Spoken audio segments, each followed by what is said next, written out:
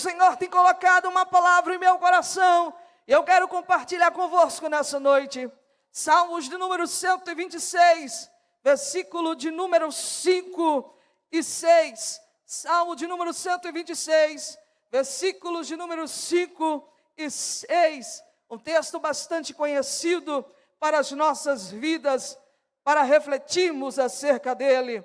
Diz-nos o texto sagrado: os que semeiam em lágrimas cegarão com alegria. Aquele que leva a preciosa semente, andando e chorando, voltará sem dúvida com alegria, trazendo consigo os seus molhos.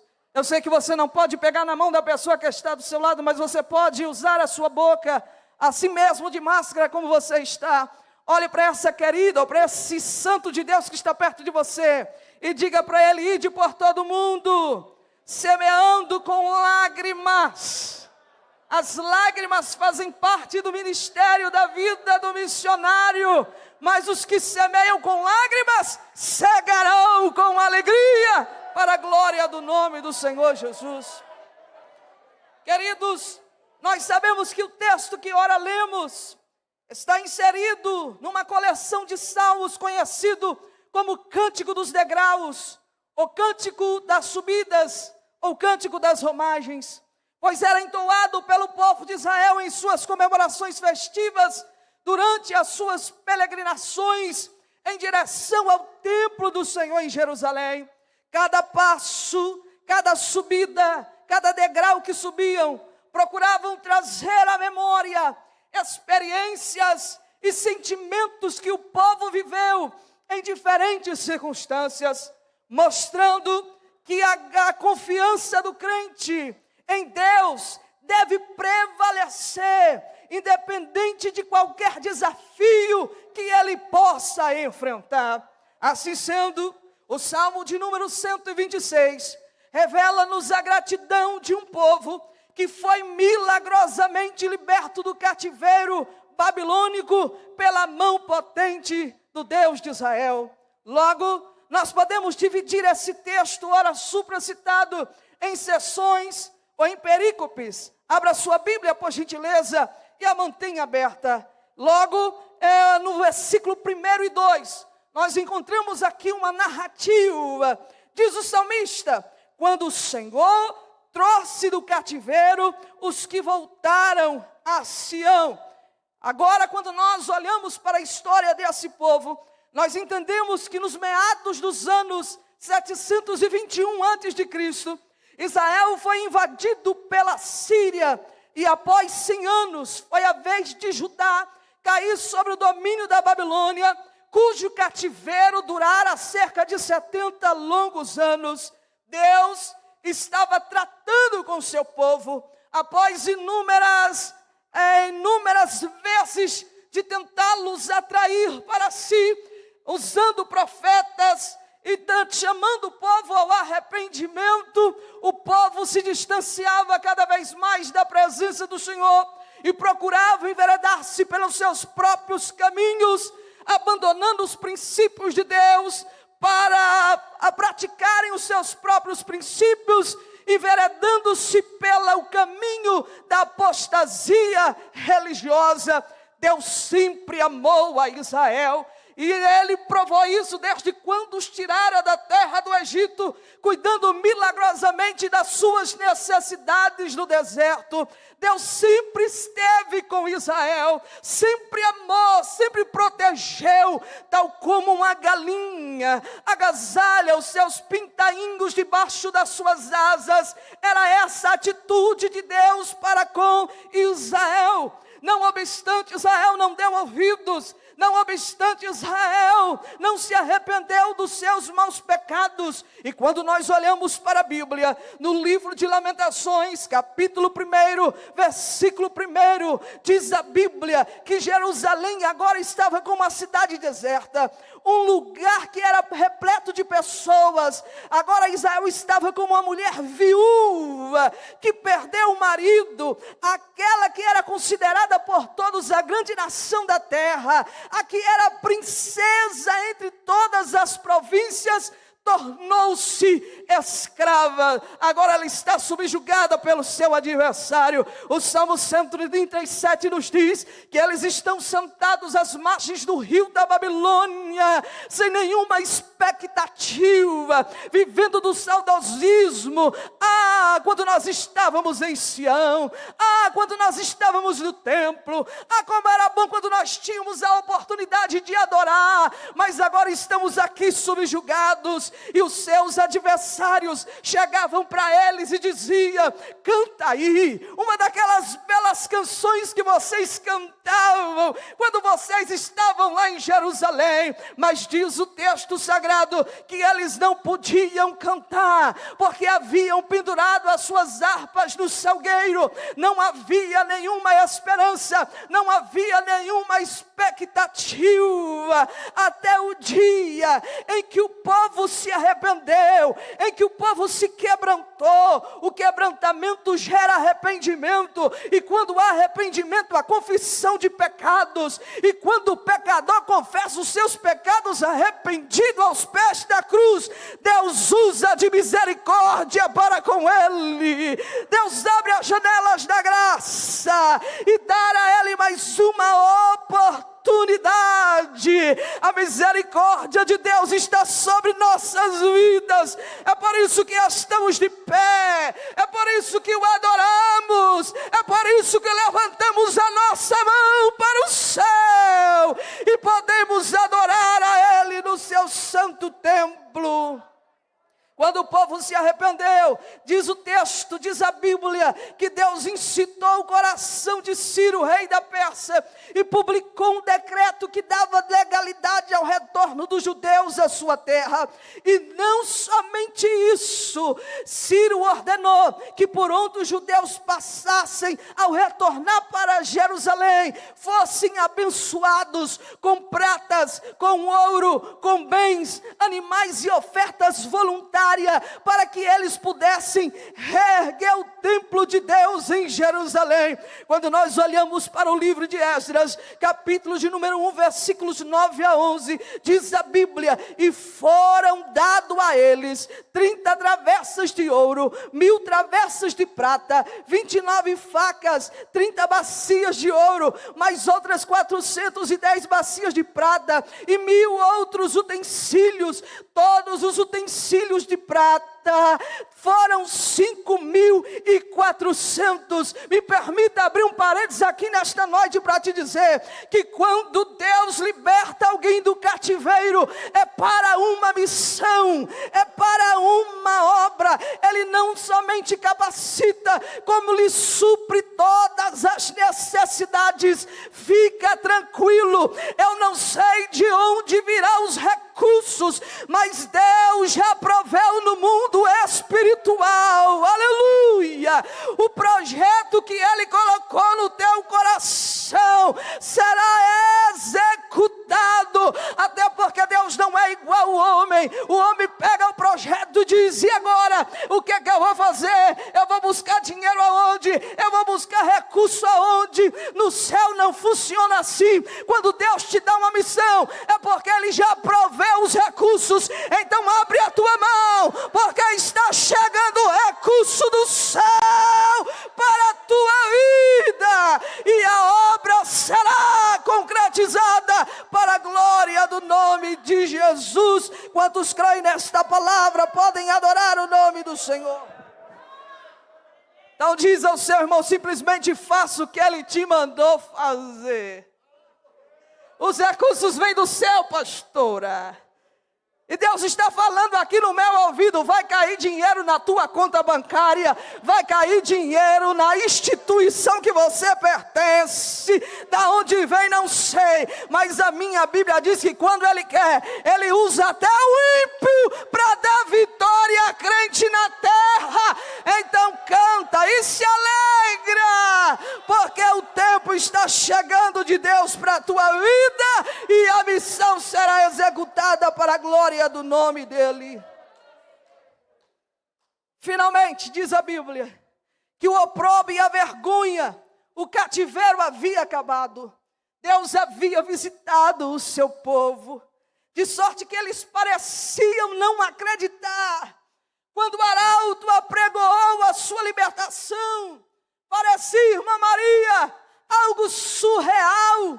Parecia que eles estavam em êxtase. É como se eles estivessem sonhando. Não queriam despertar até perceberem que era verdade, era real, era duradouro. Só quem já ficou preso em algum lugar, por semanas ou por horas, sabe a sensação de alegria que é quando você ouve o girar da chave e dizer: você está livre, pode sair. Foi isso que Deus fez conosco. Ele girou a chave, abriu o cativeiro e nos pôs em liberdade para a glória do seu nome. Só quem já foi liberto do cativeiro é capaz de sentir a graça e a unção que eu sinto nesta noite.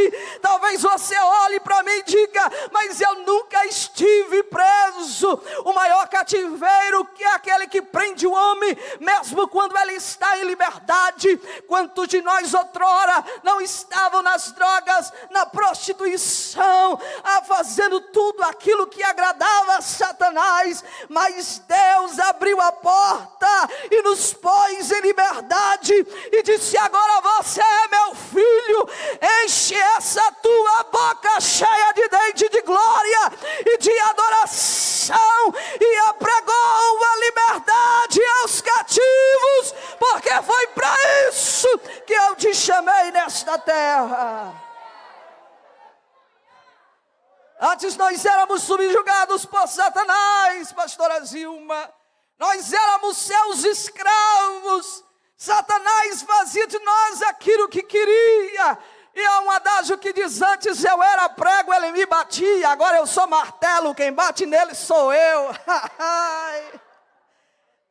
E a Bíblia diz, Paulo escrevendo aos Colossenses capítulo 1, versículo 13, Ele nos resgatou do domínio das trevas e nos transportou para o reino do seu Filho amado. E Ele te diz nessa noite: faça a minha obra, faça a minha obra, pois independente do nível de escravidão pecaminosa que alguém esteja vivendo, o Deus que restaura, o Deus que liberta, te reveste de glória, de unção e autoridade para entrar na Babilônia e resgatar os que estão cativos. Eu tenho uma mensagem para a igreja de Deus nessa noite: nós não vamos recuar, nós não vamos retroceder, a igreja vai continuar marchando na terra. Babilônia, aí vai a igreja. Levante a mão comigo e diga: Babilônia, aí vai a igreja. Nós vamos entrar no terreno do inimigo e vamos saquear as almas para o reino de Deus, para a glória do seu santo nome. Oh glória, oh glória, só quem pode dar glória dá. Versículo de número 3, nós encontramos a segunda perícope onde o povo adora ao Senhor. Eles estão voltando do cativeiro e diz o texto que eles passam pelas terras dos gentios, vendo as nações vizinhas, na maioria seus adversários, o que Deus houvera feito para a nação de Israel, os pondo em liberdade. Eles eram obrigados a reconhecer a soberania de Deus e a cantarem, dizendo: grandes coisas fez o Senhor por estes, por isso eles estão alegres. E o povo ia no embalo, em um coro solene, e repetiam: grandes coisas fez o Senhor por nós, por isso nós estamos alegres. Deus te trouxe aqui nesta noite para colocar um novo cântico nos teus lábios. O tempo da Babilônia já passou, agora é hora de adorar e dizer que Ele é grande na terra e que Ele vive e que Ele opera sinais, maravilhas e prodígios nos céus e na terra. Versículo de número 4, nós encontramos aqui uma terceira perícope, onde o salmista faz uma oração. E na oração do salmista ele diz: traze-nos outra vez, ó Senhor, como as correntes do sul. Em outras traduções diz: fazes voltar nossos exilados como as correntes do Neguebe. O Neguebe era o nome de uma região que ficava ao sul da terra de Canaã. Era conhecido pela sua sequidão, devido às poucas chuvas que aquelas regiões recebiam. E apesar da sequidão, era habitada por grupo de pessoas que aprenderam a lidar com a seca. Mas o Neguebe tinha uma geografia interessante, devido às inclinações do seu terreno. Quando as chuvas volumosas do inferno caíam em determinadas regiões ao redor desse deserto, formava-se grandes rios, torrentes. Aparecia então no meio do deserto um manancial, uma fonte de água, trazendo esperança para o povo. Então eles podiam usufruir daquela bênção, que era água naquele momento, prepararem para enfrentar o próximo período de seca. Quando o salmista ora ao Senhor dizendo: restaura-nos como as correntes do Neguebe, ele estava dizendo ao Senhor: manda chuva sobre a nossa terra seca e árida. Nós estamos vivendo um período de sequidão. Israel estava retornando à sua terra com muitas dificuldades. O povo precisava ser restaurado, o povo precisava de avivamento, e esta deve ser a oração de todos aqueles que têm um coração missionário: é clamar a Deus que derrame chuva sobre a nossa nação brasileira, é pedir a Deus que repreenda todo espírito de sequidão e que manifeste a sua glória sobre as nossas vidas. Haja visto, estamos vivendo dias de declínio moral, ético, econômico, social e sobretudo espiritual. Mas se a igreja se reunir para clamar, se a igreja se reunir para orar, Deus vai abrir as janelas do céu e vai derramar a chuva seródia e temporã.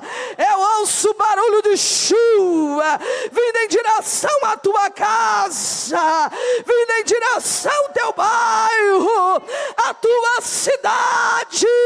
Levanta a mão, porque a chuva de Deus já está caindo neste lugar. Recebe aí, aonde você está agora, a chuva de Deus que molhe a tua terra e te abençoa e te restaura e te renova.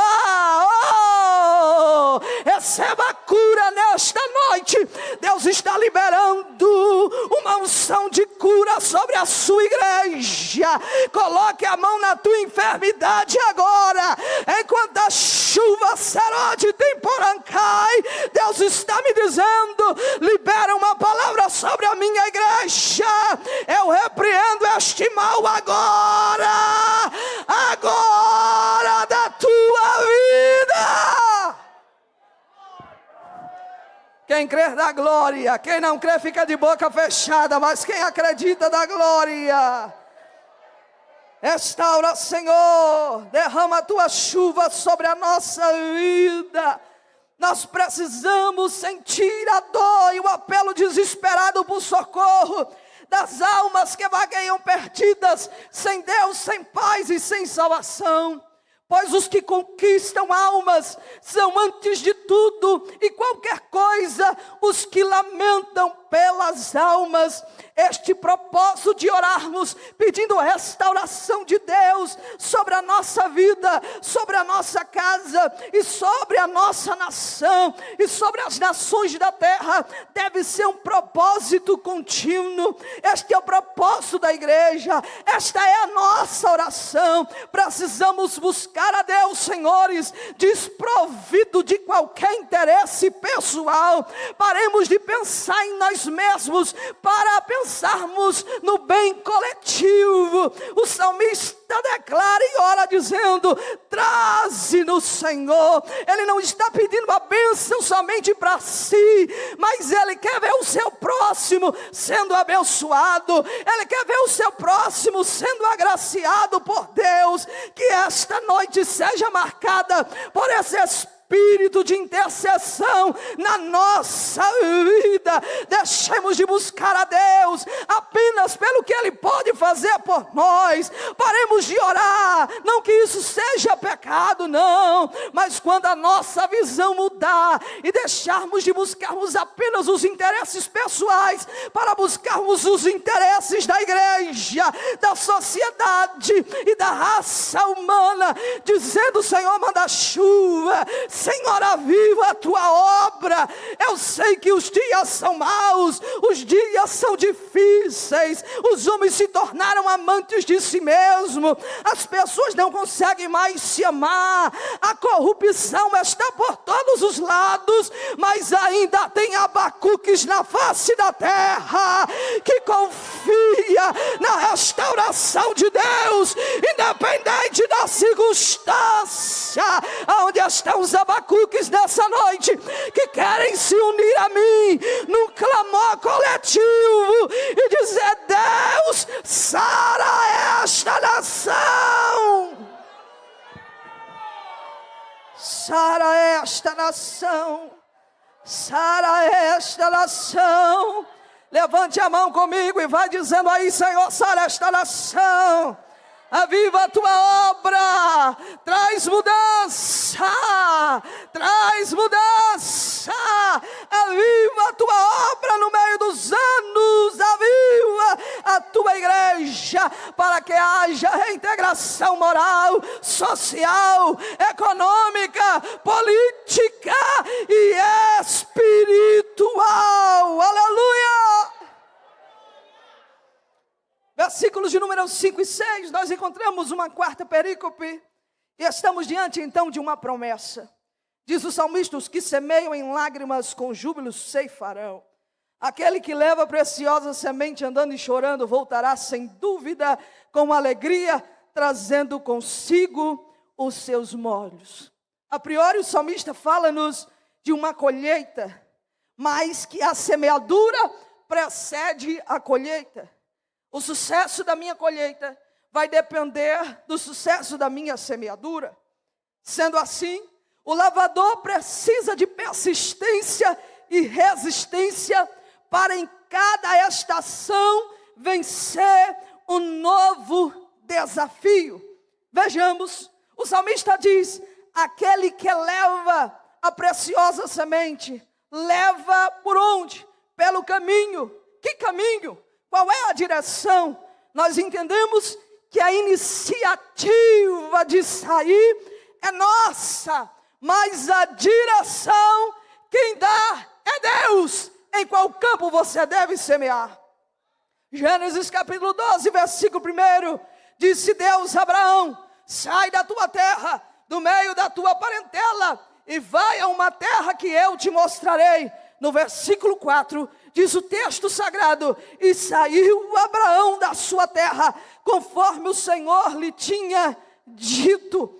Enquanto nós olhamos para o Evangelho de Lucas, capítulo de número 5, versículos 27 e 28, nós vemos Deus chamando um homem cujo nome era Levi, conhecido também como Mateus. À vista da sociedade, Davi era Levi ou Mateus, era um homem sem reputação, era um homem desonesto. Levi estava na coletoria, com muitas pessoas à sua volta, e de repente o olhar de Deus mirou a Levi, e diz o texto que Jesus se aproximou dele e disse: segue-me, e diz a Bíblia que imediatamente ele se levantou e seguiu a Jesus. Queridos, nós estamos vivendo dias de crise, está faltando obreiros para a seara.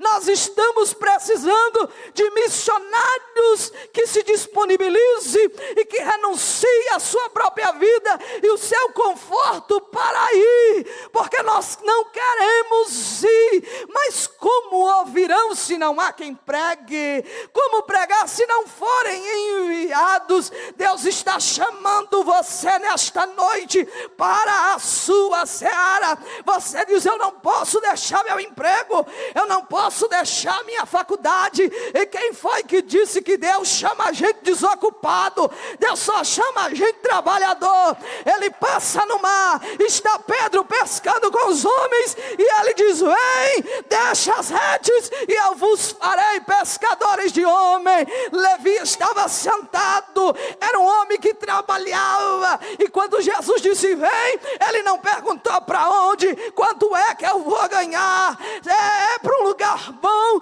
ou para um lugar difícil. Não, ele simplesmente se levantou e saiu e seguiu Jesus e fez um banquete para Jesus na sua casa. Alguém olhou e disse: quem é esse Jesus que disse é Jesus comendo na mesa com os pecadores? Já que os bons não querem, já que você se julga bom demais, ele salva a prostituta, ele salva o mendigo, ele salva o viciado e diz: vai, você vai, porque eu conto com você para a minha obra na terra. Deus não vai ficar esperando a sua boa vontade. Diz a Bíblia: rogue ao Senhor da seara que envie ceifeiros, porque a seara é grande, poucos são os ceifeiros. Quando o pastor Manuel implantou o ADECIM no Ceará, eu fiquei 2 anos praticamente trabalhando sozinha, porque nós não tínhamos ainda obreiros.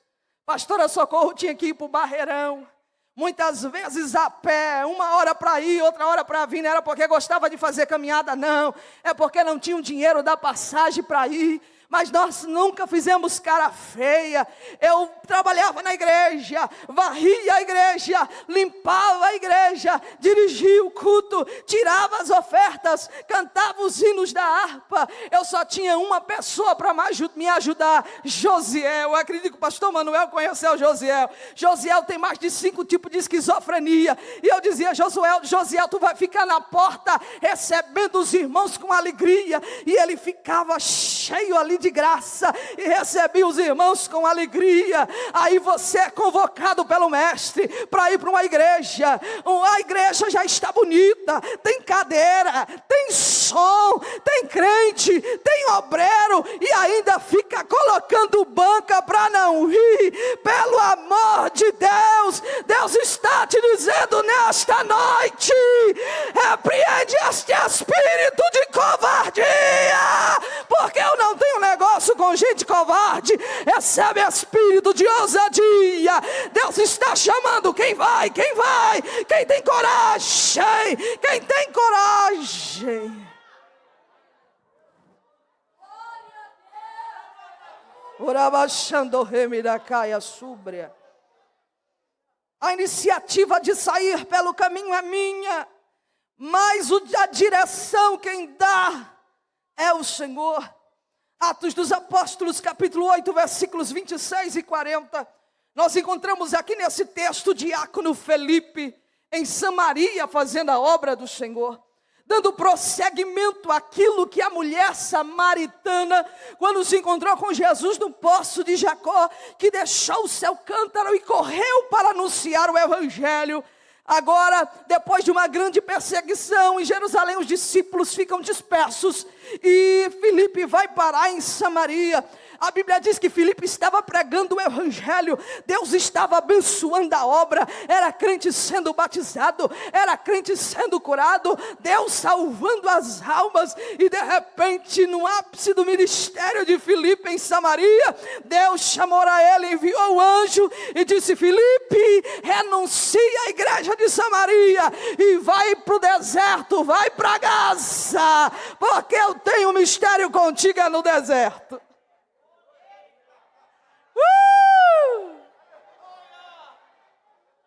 Quem está no deserto? um eunuco, tesoureiro da rainha Candace da Etiópia. Nós sabemos que todo eunuco era castrado. E quando lemos Deuteronômio capítulo 23, versículo 1, o eunuco não tinha o direito de entrar no templo. Não se sabe como esse homem tomou conhecimento de Javé, o rei de Israel. E por ocasião das festas, das comemorações festivas de Israel, ele sai da Etiópia, em direção a Jerusalém. E ele anda cerca de 2.500 quilômetros em sua carruagem. Não se sabe quantas vezes ele fez isso, mas Deus olhou das janelas da eternidade, viu a adoração daquele moço que caminhava 2.500 quilômetros sem poder entrar no templo, assistindo tudo de longe. Era na arquibancada longe que ele ficava. A lei dizia: no templo ele não entra, mas a graça dizia: aqui cabe mais um, pode entrar. Aqui cabe mais um, pode entrar. Vai para o deserto. E quando Filipe chega no deserto, encontra a carruagem daquele homem que estava regressando para a Etiópia. E Deus disse a Filipe: encosta aí. E ele encosta. Oh, glória! Nós precisamos atentar para isso. Porque se as pessoas não querem subir para a igreja deve descer até as pessoas. Ainda que seja no deserto, ou no vale, ou na Babilônia, ou na cadeia, ou nos hospitais, ou na boca de fumo, ou nos prostíbulos, a igreja precisa descer. Aí você diz: mas é só uma alma. No dia que você perder essa perspectiva de que uma alma só não tem valor, você precisa aceitar Jesus de novo, porque uma alma vale mais do que o mundo inteiro. Uma alma vale mais do que o mundo inteiro. Encosta, Filipe. Ele encostou. Está lá o eunuco lendo. Deus é estrategista. Ele precisava de alguém na Etiópia pregando o evangelho. Já que em Jerusalém ele não podia, no meio dos seus ele podia. Deus disse: eu vou salvar esse cabra. Eu gostei dele, gostei da fidelidade dele. Às vezes a gente mora em cima da igreja e não quer ir para a igreja. É uma dificuldade grande para chegar na igreja. E Deus olhou para o coração daquele moço e disse: eu vou salvá-lo. Encosta, Filipe. Filipe encosta. E quando encosta, ele estava lendo o livro do profeta Isaías, dizendo que Jesus morreria como ovelha muda e que ele seria levado para o matadouro. Filipe olha para ele e diz: tu entende o que lê? Ele disse: não posso entender. Não tem quem me explique, pois não, eu estou aqui, Jeová me enviou, aleluia, e começou a pregar o evangelho para aquele homem. De repente eles passam no lugar, tem um lago com água. O eunuco olha para Filipe e diz: o que me impede de ser batizado? Filipe olhou para ele e disse: tu crê que Jesus Cristo é o Filho de Deus? Ele disse: eu creio. Pois então eu te batizo agora, em nome do Pai, do Filho e do Espírito Santo. E quando foi batizado, foi trasladado. Imagine agora que testemunho esse moço chegou falando na Etiópia. Ele olha e não encontra Filipe, procura. O seu coração estava saindo da caixa torácica do peito. Ele estava feliz. E esta felicidade certamente foi repassada para todos os seus conterrâneos. Quer levantar nesta noite missionários e missionárias que não temam os desafios, que encarem os desafios de frente. Não importa quantas dificuldades você tenha que enfrentar, mas você não vai abrir mão do seu chamado. O chamado é teu, foi Ele quem te chamou. Ninguém te derruba, ninguém te tira. Pode falar mal, pode perseguir, pode te caluniar, mas você vai continuar de pé. Faça o que Ele te mandou fazer. Aquele que leva pelo caminho, levar o quê? A preciosa semente. Estenda suas mãos nesta noite. E entenda que o que você tem nas suas mãos não é seu, é de Deus. Diga comigo: o que eu tenho não é meu, é de Deus. Por isso precisamos ter zelo com o que temos nas nossas mãos. Não podemos usar o que nós temos para se autopromover. Não podemos usar o que nós temos para se envaidecer, nem nos gloriarmos em nós mesmos. Paulo entendia isso.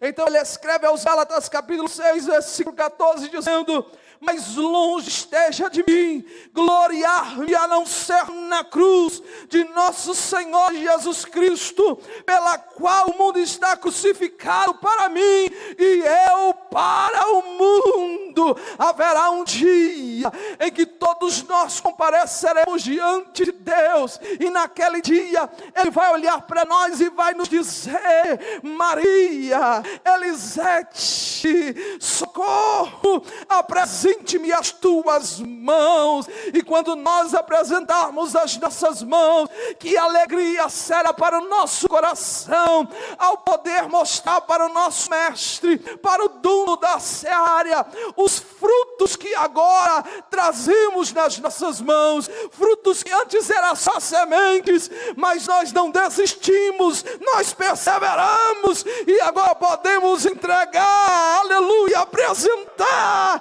aquilo que Ele nos confiou, aquilo que Ele confiou em nossas mãos. Você pode orar a Deus, porque Ele confiou você. As suas mãos não estão vazias, tem semente nelas. Então pega a semente e espalha sobre a cidade do Rio de Janeiro, porque Deus é responsável para dar o crescimento. Aleluia.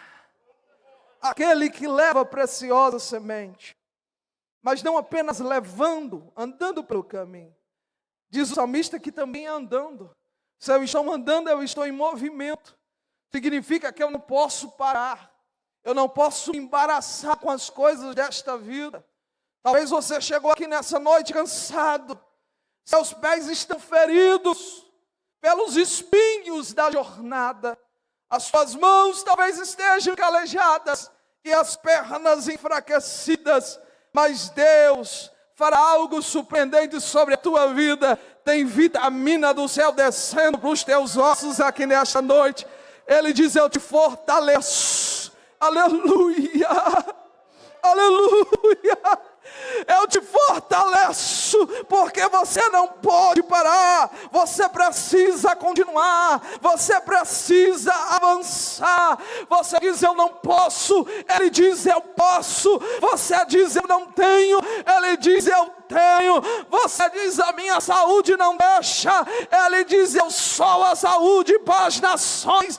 Então receba de Deus renovo. Isaías capítulo 40, versículo 28. Não sabes, não ouvistes que o eterno Deus, Criador dos confins da terra, não se cansa e nem se fadiga. Ele dá vigor aos cansados, multiplica as forças daquele que não tem nenhum vigor. Os jovens se cansarão. Você está dizendo: eu estou velho. Velho coisa nenhuma. Diz a Bíblia que ainda que esteja velho, os velhos darão frutos para a glória do nome do Senhor. Então seja renovado.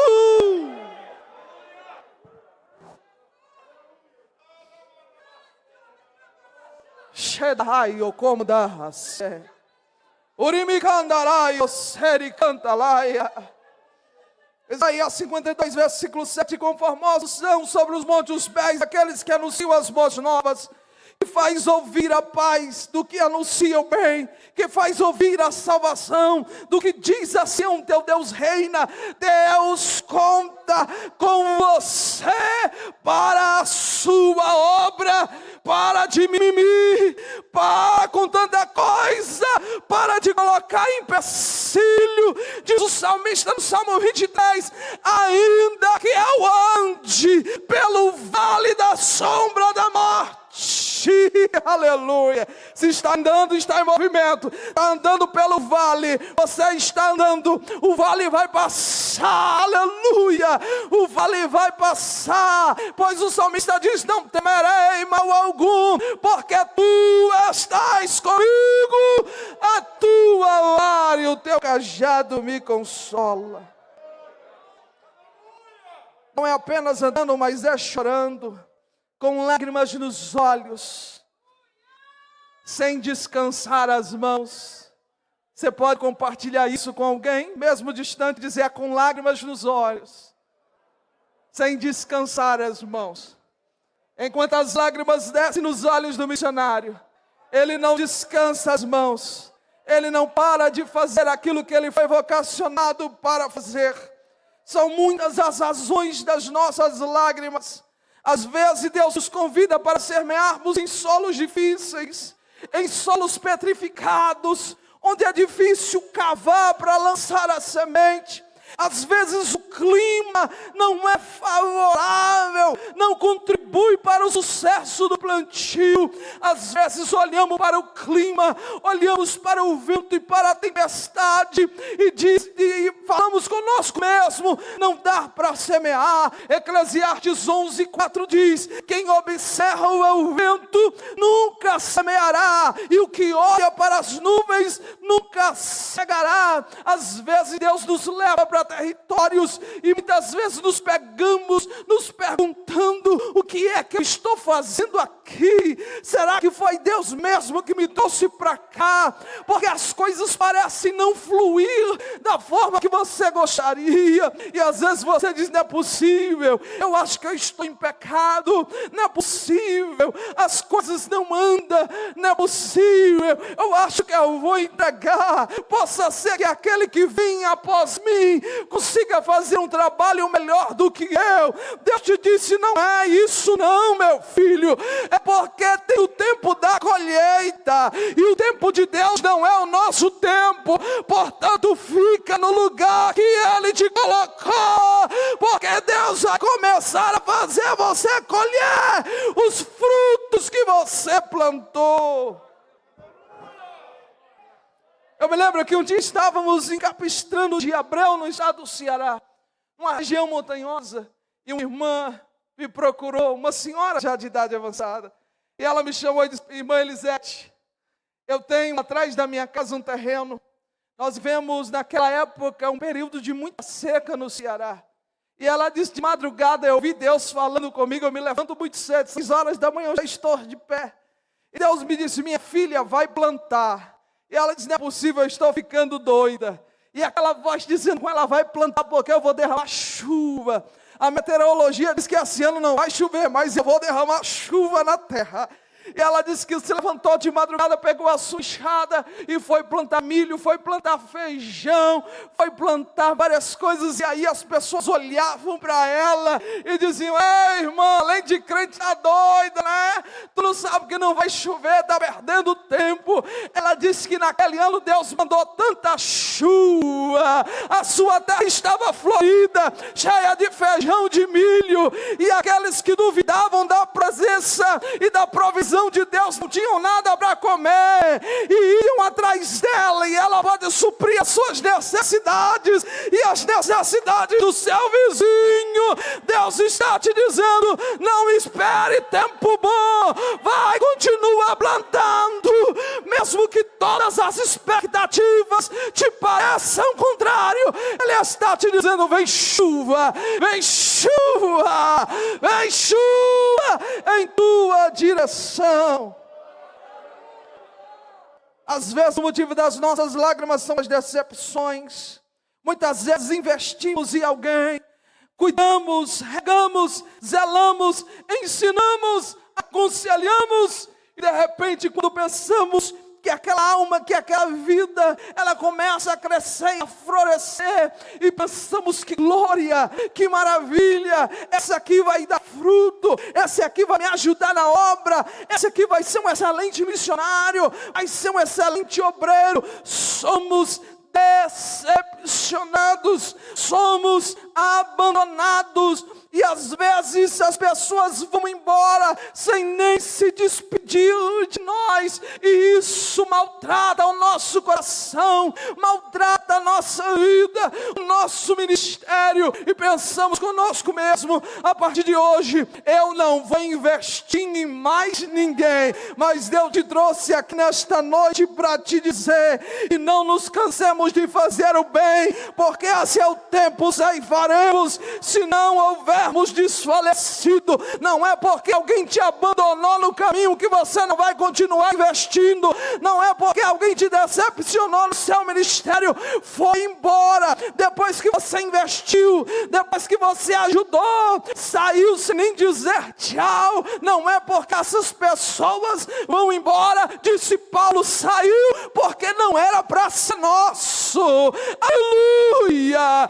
Os nossos vão permanecer aqui, os nossos vão continuar aqui, e nós vamos continuar semeando para a glória do nome do Senhor Jesus. Eu me lembro de um pastor há poucos dias pregando, e na sua ministração ele disse da sua decepção em investir em muitas pessoas e ser abandonado no momento que ele mais precisava. Ele disse: eu não vou investir mais em ninguém. E Deus falou com ele e disse: fulano, você é apenas o condutor da condução. A tua responsabilidade é levar o veículo ao destino final. E nesse interim, tem gente descendo, tem gente subindo, e o meu nome sendo glorificado. Você é apenas o condutor. Então adore ao Senhor. Quem saiu, saiu. Quem for para voltar, vai voltar. Mas a igreja vai continuar fazendo a obra missionária, porque para isso fomos chamados. Às vezes, eu estou encerrando, o que traz lágrimas aos nossos olhos são as perdas que sofremos ao longo da nossa jornada missionária. O problema é que no reino de Deus, quando Ele nos chama, diz a Bíblia, é necessário começar perdendo para depois ganhar. Mateus capítulo 16, versículo 25, porque aquele que quiser salvar a sua vida, perdê-la-á. E quem perder a sua vida por amor de mim, achá-la. As perdas fazem parte da vida do missionário. Os desafios fazem parte da nossa vida. E não é porque perdemos que nós vamos parar no caminho. Não é porque tem circunstâncias adversas que nós vamos parar no caminho. Eu me lembro de um certo pastor na Etiópia. Um certo dia estava ministrando um culto na sua igreja, quando homens do governo comunista interromperam a reunião e disseram: estamos aqui para impedi-lo de continuar com as atividades. Eles já haviam feito aquilo muitas vezes, mas não haviam obtido sucesso. Então decidiram naquela noite, na vista de todos, pegar a filha de 3 anos daquele pastor e jogá-la pela janela do 2º andar, na intenção de acabar com o culto, na intenção de acabar com a adoração. De repente a mulher daquele pastor correu, desceu no térreo, pegou a sua filha de 3 anos morta no colo, pressionou sobre o seu peito e subiu para a igreja, sentou-se na primeira cadeira como se nada tivesse acontecido, enquanto o culto continuava prosseguindo. Ouça-me, senhores, a fidelidade daquele pastor no momento de tão grande perda, de não retroceder, nem não parar. Deus lhe deu anos depois 400.000 almas que ouviam as suas pregações e participavam dos seus seminários bíblicos na Etiópia.